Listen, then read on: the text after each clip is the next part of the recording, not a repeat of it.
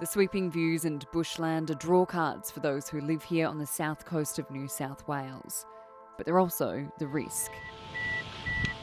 That's what happens when your house burns down. On New Year's Eve 2019, Greg Webb and his wife Alexandra's family home burnt down in a black summer blaze. Came through there like a tornado. Couldn't stop it. One of 3,000 homes lost that season. It literally ignites as you're standing looking at it. 3 years on, he's rebuilding. But this time he wants it to be future-proof, going above the already stringent building codes to make sure his house will remain standing when the next natural disaster hits.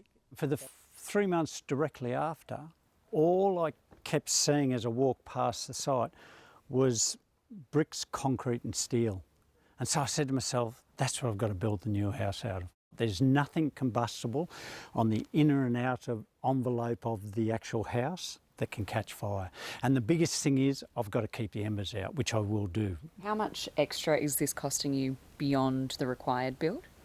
About another 130 to 150,000. That's choices of my own to have that safety for me and my family in the future.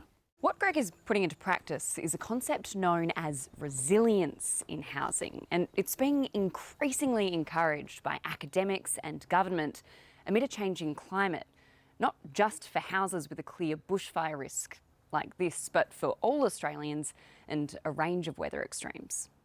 Between the Black Summer bushfires, Cyclone Seroja and the 2022 floods, the federal government committed more than $3.5 billion on recovery. We're all paying. All of our insurance is increasing, whether in a high-risk area or not. And as taxpayers, we're all footing the bill for a really expensive recovery.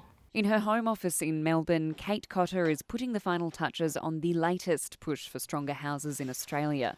A world-first resilience rating that measures the ability of your home to withstand weather events like floods and heat waves and provides measures to improve it.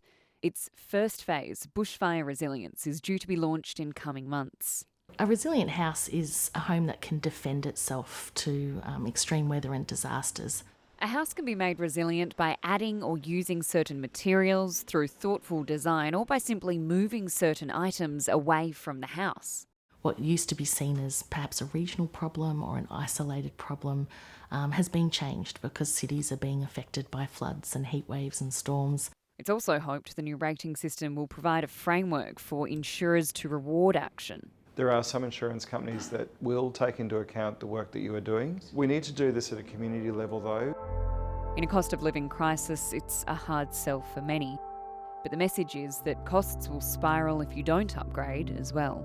I only wish that I had made my house more resilient